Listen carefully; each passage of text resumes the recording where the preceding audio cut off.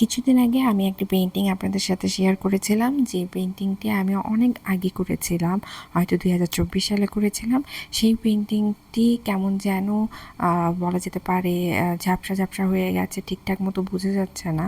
সেটি আমি জেল পেনের সাহায্যে করেছিলাম, কালারের উপর জেল পেন ব্যবহার করেছিলাম। এই কারণে হয়তো খুব একটা ভালো লাগছিল না। তখন যখন করেছিলাম তখন ভালো লাগছিল, কিন্তু সময়ের সাথে সাথে সেটা কেমন যেন ঘোলাটে হয়ে গেছে। তো এরকম আমার আরও কয়েকটি পেইন্টিং রয়েছে, যে পেইন্টিংগুলো কেমন যেন ঘোলাটে হয়ে গেছে। তো আমার কাছে জিনিসটা খুব একটা ভালো লাগছে না, তাই আমি এটা আরেকবার করছি। সেটা আমি কালো রং ব্যবহার করে তুলির সাহায্যে করছি। তো তুলির সাহায্যে করলে, রং ব্যবহার করলে সেটা সহজে নষ্ট হবে না, যদি পানি না পড়ে যায় বা খুব বেশি নষ্ট না হয়ে যায়, সেক্ষেত্রে গাছটি ভালো থাকবে।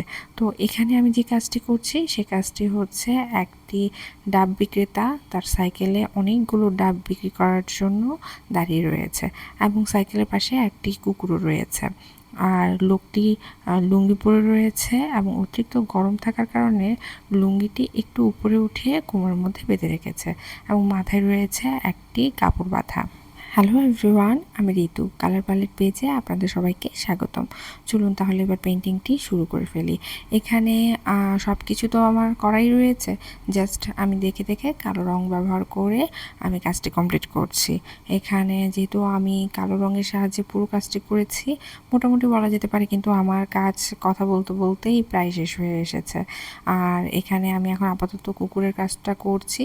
এখানে আমি তেমন কোনো কাজ করছি না, জাস্ট কালো রং ব্যবহার করছি। আর এখন কালো রং ব্যবহার করে আমি একটু বর্ডার লাইনের মতন করে নিচ্ছি, যাতে একটু ফুটে ওঠে। আমার এইটুকু পর্যন্ত কাজ আমি কমপ্লিট করেছি। তারপর আমার কেন যেন মনে হচ্ছিল যে কাজটি খুব বেশি ফুটছে না, কারণ আমি যেই ব্যাকগ্রাউন্ডটি ব্যবহার করেছিলাম সেই ব্যাকগ্রাউন্ডটি এতটাই হালকা ছিল যে খুব একটা ভালো লাগছিল না। তাই আমার মনে হলো যে একটু ব্যাকগ্রাউন্ডটির ডিজাইন রাখি, যাতে দেখতে ভালো লাগে। আমি জানি না আপনাদের কেমন লাগছে বা ভালো লাগছে না, আমার এই আইডিয়াটা আপনাদের খারাপ লাগছে। সেটা যদি খারাপ লেগে থাকে তাও জানাতে পারেন, ভালো লাগলে অবশ্যই জানাবেন। আর আমি পিছনে একটু দুটা বর্ডার লাইনের মতন করে নিয়েছি, এবং সেটার ভিতরে আমি একটু ডিজাইনের মতন করছি। প্রথমটা আমি গোল গোল ডিজাইনের মতন করে নিয়েছি, আর ভিতরে যে ডিজাইনটা করেছি সেটা হচ্ছে লম্বা দাগ কেটে কেটে করেছি। তো এই পর্যন্ত আমি কাজ করে আমার খুব একটা ভালো লাগছিল না, মনে হচ্ছিল যে কেমন যেন ফাঁকা ফাঁকা লাগছে বা ফোকাস হচ্ছে না। তো সেক্ষেত্রে আমি এখানে একটু বাদামি কালারের সাথে, মানে ওই যে কালো রঙটা ব্যবহার করেছিলাম তার সাথে একটু বাদামি রঙ ব্যবহার করে এই কালারটি এনেছি। এই কালারটি ব্যবহার করার পর সেম প্রসেসে আমি আবার কালো রঙ ব্যবহার করে লম্বা লম্বা দাগ কেটে নিয়েছি। আর উপরে যে ডিজাইনটা রয়েছে সেখানে আমি অল্প একটু বাদামি রং ব্যবহার করে নিয়েছি।